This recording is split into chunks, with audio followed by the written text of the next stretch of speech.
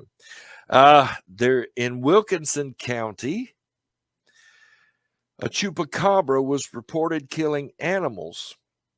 A goat was killed and left with only 2 holes in its neck. A small donkey was also killed. Several dogs were reported to have fought with some strange animal. The animal was said to have hidden under a car during the fight and tore up the underside. Wow. A few years before this, a few small colts were killed by a heavy-shouldered animal that sucked their blood. There were reports of a similar creature in the Donegal area of the county, but firm evidence has never been found. Ooh, I wish I could find it, because in West Mobile County, we used to share it on our tours, that had a picture a guy took of what he thought he called a chupacabra. He said in his mind, that's all the descriptions he had heard of a chupacabra, but he killed it, he had found it dead on his property. Oh, wow. And in West Mobile County, like I said, I used to share that on the tour. But that's in Alabama. We're not talking Alabama. So, okay. Now we're going into some of the stranger side, legends, hauntings, the paranormal. And Lewis, you had a ghost story or a story from Tupelo? Yes. There is a theater in Tupelo, the Lyric Theater, a historic theater that was built right around 1912. And in 1936, April 5th, 1936, which was a Palm Sunday, a tornado struck down and flattened 48 blocks in the city of Tupelo.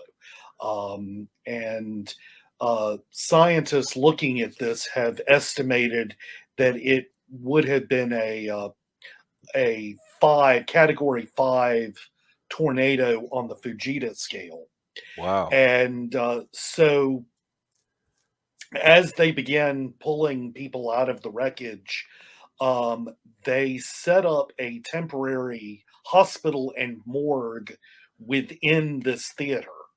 Right. And they even went so far as to use the popcorn machines in the lobbies or in the lobby to sterilize the instruments for the medical procedures that were taking place there in the hospital.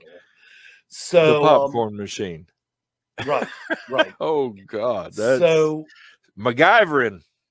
Yes, and of course, as a result, the theater is now considered haunted. Right. Their ghost they have named Antoine, and they're not really sure who Antoine was, but Antoine seems to do a lot of little crazy things throughout the theater. People have also heard the sound of or what sounds like metal instruments dropping onto the medical trays. Wow. The type of sounds you would have heard during some of these medical procedures in the empty theater. Let's see. I'm looking at what I have written on this. One executive director had his keys taken and hidden from him. After searching for about 45 minutes, he gave up and decided to call someone to come get him. And the phone that he was using sat on a plexiglass stand with a small slot for paper clips. And he lifted the receiver and glanced down to see his keys actually stuffed into that small paperclip box. Wow. And after that, he quickly fled the theater. It's time to go. Oh, yes. So this is a theater that's currently used by a community theater, and they have continued to have experiences while they've used this old building. Wow. We may have to do Strange Theaters. What was it? Spirits on Stage that we may have to go Oh, back to yes. revisit haunted theaters again one day. All Right. right. You had some information on the three-legged lady of Nash Road. Yes. Nash Road is a road just outside of Columbus, Mississippi. And Uh-huh. Columbus is probably one of the more hauntingly active cities in the state of Mississippi. It's Wow.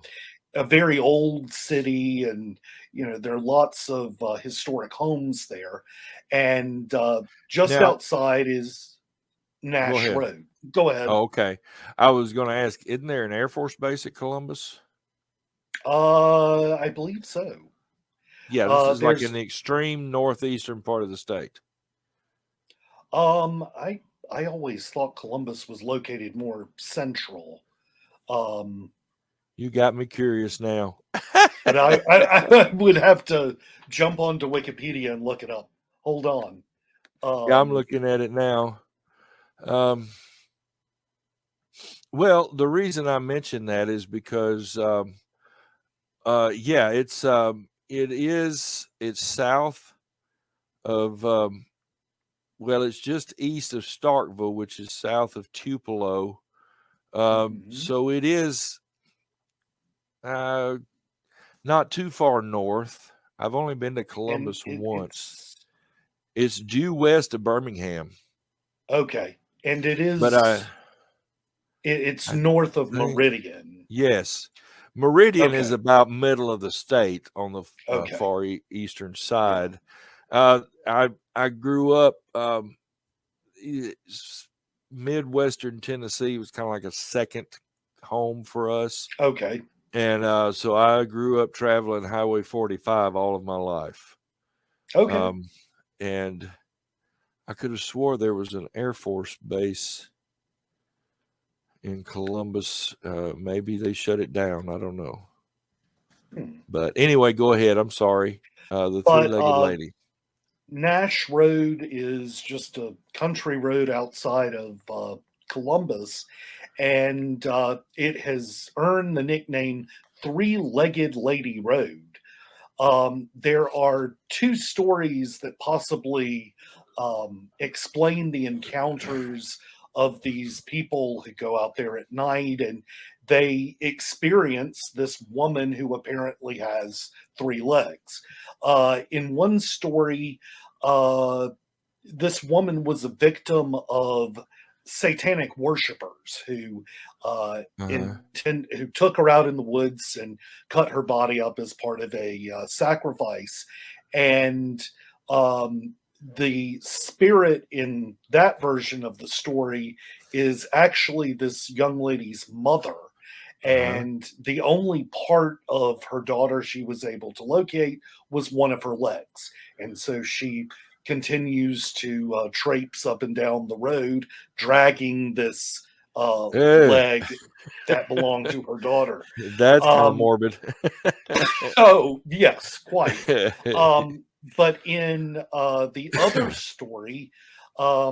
story dates back to the Civil War, where um, a couple living along that road, um, the wife, while her husband was off at war, ended up taking up with another man. When the husband returned, he found out about this. He went and killed the other gentleman. And as he was dragging the body away to dispose of it, he hit something and knocked one of this man's legs off. And so the wife, who had been carrying on a relationship with this man, is still seen dragging his leg up and down the road. uh, Still But morbid. yes, there are many frightening encounters where people have gone out to the road and you can turn off your headlights and honk your horn, and this spirit will come and start banging on the top of your car, Oh, wow. and as you drive down the road, she'll continue her banging on the roof. Um, And Holy it cow. is a very popular legend from Yeah. that area. Wow. That is so cool. Weird, morbid, and cool. Oh. Yes. All right. We go due south all the way back to Pascagoula. And during World War II, workers streamed into Pascagoula to work at the shipyard building ships for the war effort.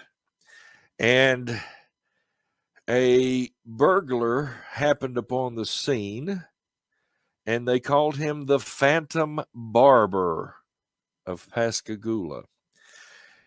He would cut the screens on windows and enter the bedroom at night to cut hair off of several young girls' heads and a few women.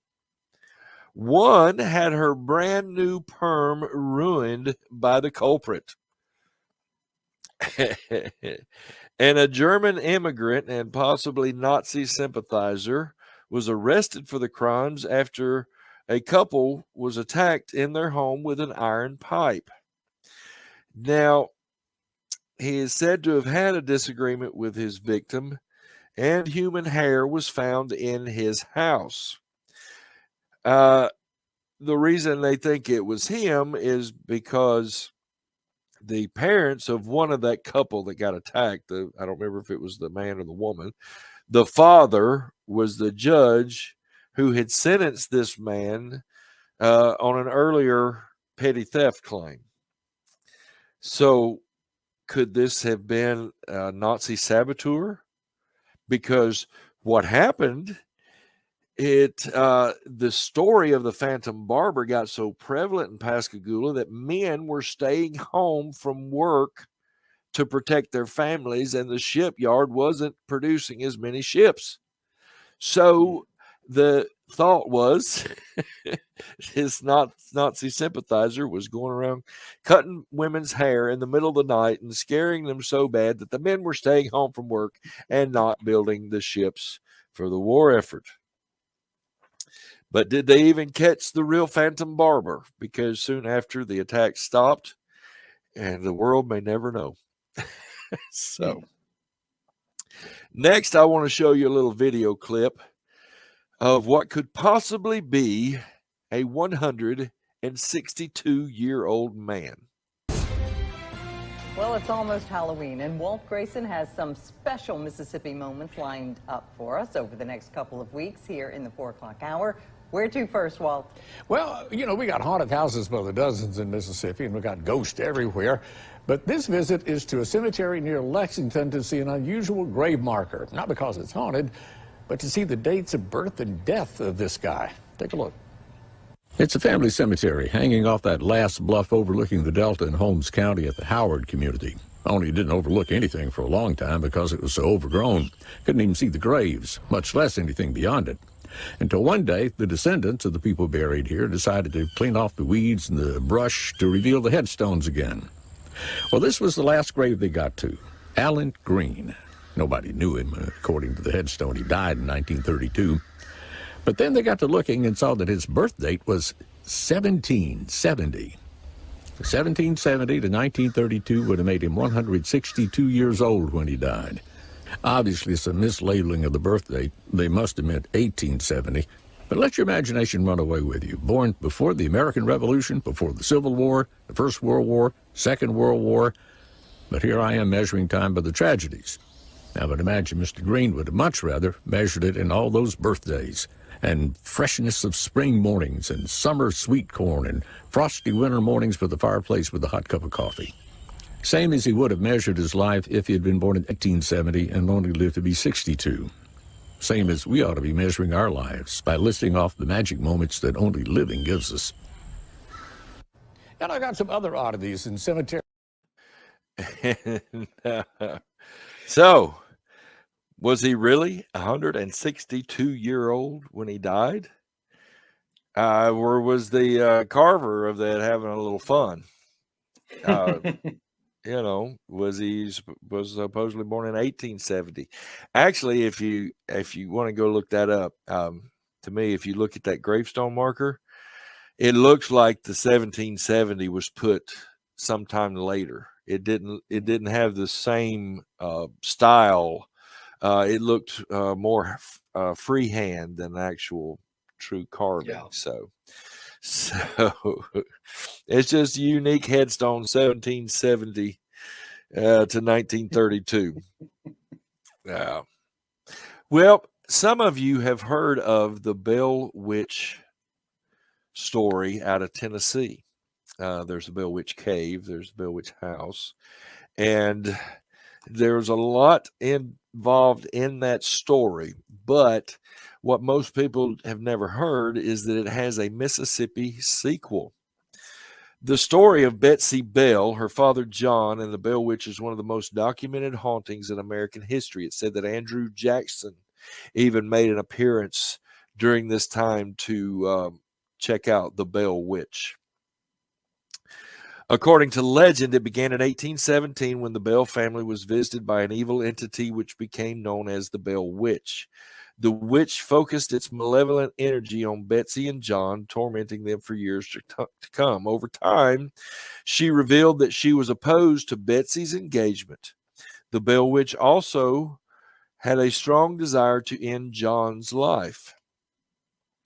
In 1820, John passed away shortly after Betsy called off her engagement, and the Bell Witch seemed to leave the family alone, but not completely.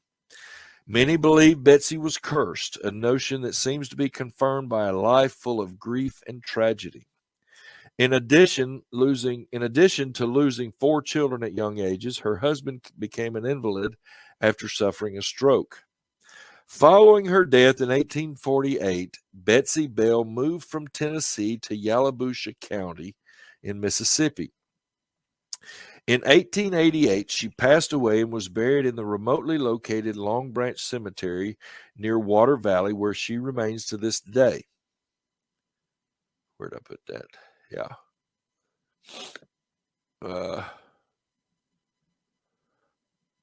However, the story doesn't end there. Let me check something real quick.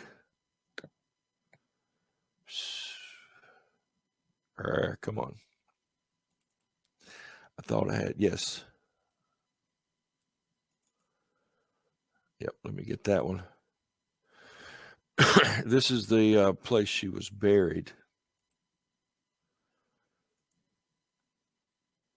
Oh, all right. The story didn't end there with Betsy. John T. Bell, a grandson of John Bell, and his family were allegedly tormented by the Bell Witch during their lives. According to legend, John T. Bell's daughter, Mary, fell in love with an overseer named Gerald. Completely against the love affair, John T. Bell killed Gerald. Not long after, Mary became extremely ill and constantly spoke of Gerald before falling into a state of unconsciousness. Several days later, she awoke, proclaimed that she was going to be with Gerald, and she died. On the way to Mary's funeral at Long Creek Cemetery, a large dark bird flew circles around the carriage carrying the casket. Yeah, this is her. What does it say? Died in Yalobusha. Yeah. Okay. Yep. A large dark bird flew circles around the carriage carrying the casket. As the story goes, the bird stayed until the last piece of dirt was put on the casket. But that's not all. According to legend and lore, there have been a lot of strange happenings in Panola and the Yalobusha counties over the years. The occurrences include blood coming out of faucets, strange lights in the woods at night, and people hearing their names called when in the woods. Now, this is one of the descendants, Elizabeth Powell. Okay. She was involved in the Bell Witch story there. Wow. Now, before we started recording, Lewis said that he heard of a haunting, a ghost story out of Biloxi, Mississippi. Oh, yes. Yes. This story centers on the old Biloxi Cemetery there in Biloxi, and sometime in the 1980s, a several vagabonds or troublemakers, if you will, who like to spend their time hanging around the old cemetery, they began to notice that there was a young lady who, late at night after she got off work, would take a shortcut through the cemetery. Huh? So they decided she would be a good target to rob and attack. So this one night they hid out among the tombstones and waited for this young lady to make her way through the cemetery. And when she did, as she always, when she came through, as she always did, they happened to, um, they began to attack this young lady. But as they were attacking her, one of the men suddenly screams out in fright, and he was being attacked by this large, dark, shadowy figure. Wow. And this figure that seemingly had superhuman strength went on to attack all of the living attackers, and eventually Wow. he just kind of vanished. And this, of course, this young lady goes on to report the incident, and people have often seen in the cemetery this man that they describe as the preacher, Wow. because he's usually wearing dark clothes and usually a large dark hat. And this was supposedly the spirit that saved this young woman's life after she was attacked. Wow. Kind of a different twist to the black hat shadow person. Yes, yes. So this is Oh, a very beneficial shadow person. yeah. And at one point during the attack, one of the men uh, tried to attack the figure, and when he went to hit the figure in the chest, his hand goes completely through the figure, and But in he was able to turn, the manhandle figure, them. yeah, the figure thrust at the man, and the figure's arm actually went right through the living person as well. But the the figure did have enough strength and energy to be able to fully outwit these guys. Wow. I mean, it's not often you hear a ghost story where they can do that. Oh yeah, Oh, that's wild. So he whooped up all these would-be attackers of this young lady and ran them off. Wow. yes, yes. All right. We're going to close out the show with uh, the legend of the Singing River. Now, I was raised, like I said, just over in southeastern Mississippi along the Pascagoula River. And I've always heard this legend growing up. My dad told it to me years and years and years ago. But Tim Shepard has actually found something that I'd never heard before. And it goes hand in hand with this legend. The Pascagoula River runs about 80 miles through Mississippi. For hundreds of years, Native Americans, residents, and visitors to the river claim that it makes a strange humming or whistling sound. Some people have said it sounds like a swarm of bees sometimes. Now, a Catholic missionary with Hernando de Soto expedition back around 1539 or 1540 claimed that the natives of the area went to present a mermaid with an idol, and the mermaid was not pleased. Now, I'm going to read an excerpt of what he said, so it's a different type of language. One night, when the moon was at her zenith, poured on heaven and earth with more profusion than usual, a flood of light angelic At the solemn hour of 12, when all in nature was repose and silence, there came on a sudden, a rushing on the surface of the river, as if the still air had been flapped into a whirlwind by myriads of invisible wings sweeping upwards. The water formed itself into a towering column of foaming waves, on top of which stood a mermaid. Now, was the mermaid swimming at the top of this column? Because I've never known a mermaid that could actually stand. So I don't know. Other early written reports deal with the sound of the river. One comes from a 1727 French governor, Perrier, spelled a little different than the sparkling water. Went to the river with some of the Pascagoula tribe members, which the Pascagoula Indians lived in the southeastern portion of Mississippi. He described the sound as a mysterious music which floats across the water. In 1892, Catherine Cole described the sound as flute-like sounds that are rubbed off from the river as a deft hand brushes melody from the rim of a crystal goblet. Now, the only thing I can think that she was meaning there is when you lick your finger and spin it around the top of a crystal glass, champagne glass or something. Charles H. Chindley figured out that the sound was a low F in tone and rose and fell in volume. He theorized that the sound is caused by fish singing in the river. Well, I'd love to know a little bit about where he got that from. I've never heard fish sing, so I've heard a catfish croak. I don't know if you've ever heard that.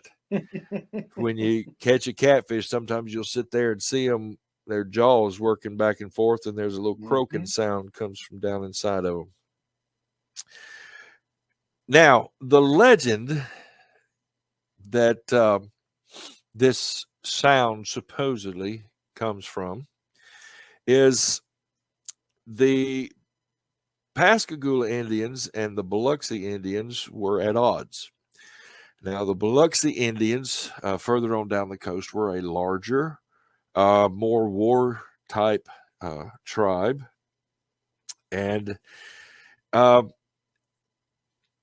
daughter of the Biloxi chieftain had fallen in love with the chief of the Pascagoula Indians. Now, this angered the Biloxi chieftain, as he had already promised his daughter's hand to another warrior. So she basically ran away, kind of a Romeo and Juliet type thing. And so Biloxi Indians declared war on the Pascagoula Indians. So the Pascagoula chieftain, choosing death rather than slavery, choosing death by their own hands rather than death by the Biloxi Indians or slavery, they chose to walk into the Pascagoula River holding hands and singing their death song. And there is a mural, and I believe this is in the post office in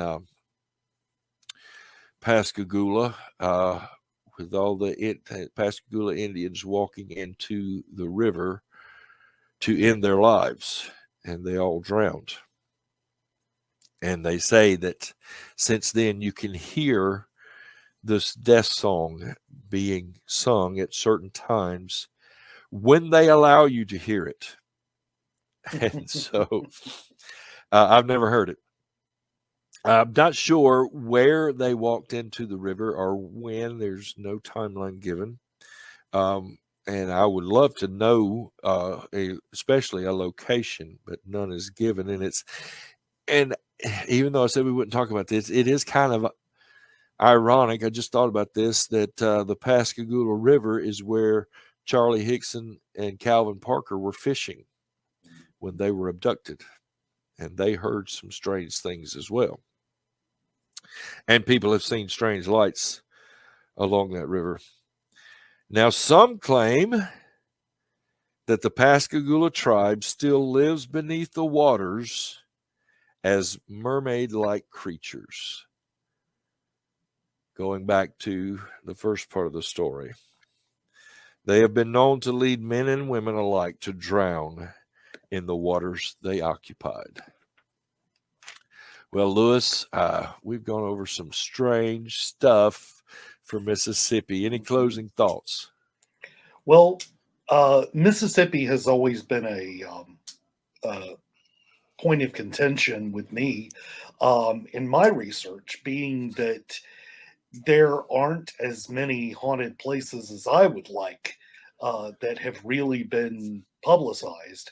But I think this show, along with many of the other books that have been written about Mississippi, kind of goes to prove that, Mississippi is a very haunted, very strange state. Yes. It's just that people haven't written as much about it, Right. Though they probably should. And you just reminded me, and I can't believe that I forgot about it. Elizabeth Parker suggested a book a year or two ago about some hauntings in Mississippi, and I bought the book, and I totally forgot I had it till just now. What book is it? I don't remember. It's on the bookshelf back there. I think, or it was on my desk. Oh, or it's packed up. I don't know. I'll have to go find it. But well, my little section on Mississippi is just these books. So yes. In comparison with all of the other states, sure, it doesn't take up too much room on my shelf. Right. So yeah, and that's one thing I mentioned when we tried this before. I went on to YouTube, because as I'm preparing for the show, I like to watch YouTube videos in the background while I'm working on the show. Mm-hmm. And I typed in weird Mississippi. Mm-hmm. There wasn't much. There were some hauntings, and I did strange Mississippi, and I went through all these things, and there was hardly, you'd get one or two things on Mississippi and then stuff from all the other states. And I'm like, I'm not looking for the other states. There's just not that much out there. And you're right. Oh, right. So it's good that we were able to compile some of this and put it in one format here. And as we were doing this, I kept thinking, oh, well, we haven't talked about this place and this location, and so perhaps it might be a subject of another show. Yes, and there was one that I wanted to do, but I couldn't find it this time. I found it about a year ago. There's like a stretch of road in Mississippi, like South Central, somewhere in there. I've talked to Beth about it, called Murder Road or Death Road or something like that. And I couldn't find it this time, but she and I had found it. I'd actually found it on a map and just trying to research into it. And I don't know why I couldn't find it this time. So it was just one of those things, because I wanted to talk about that one after all this time. Well, we're going to close it down, and we appreciate everybody being here.